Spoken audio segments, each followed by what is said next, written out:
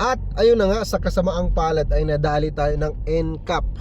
Okay, nagka-violation tayo ng worth of 1,000 pesos. Bali, ang naging violation natin is disregarding traffic sign.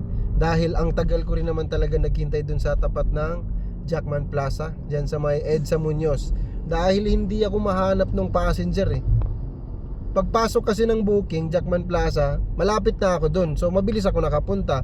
Ngayon si passenger, hindi ko alam kung hindi pa siya tapos sa ginagawa doon sa loob, papunta pa lang siya sa pick up location, o hindi niya alam yung area, hindi niya alam yung saan yung pick up location. Baka nag-book siya, nasa loob pa, hindi niya alam saan pupunta, saan lalabas. So ayun, nadali tayo. Nakuhanan tayo ng camera. Dahil aminado naman ako na matagal talaga ako doon naghintay, mga 5 minutes din yata. Siyempre pag no show, di ba?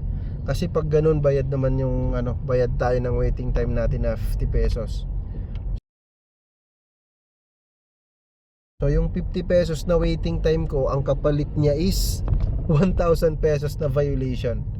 Ayan, makikita niyo sa video na talagang matagal ako naghintay. 'Di ba? Ang linaw ng kuha no? So yun lamang, kayo mag-ingat kayo sa mga kapwa ko TNVS dyan, mag-ingat kayo sa mga NCAP dahil gumagana pa rin.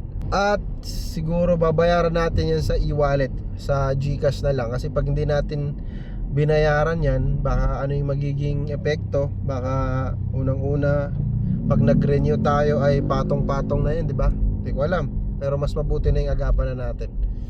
Ayun lang, bye bye. Ingat. Mua mua.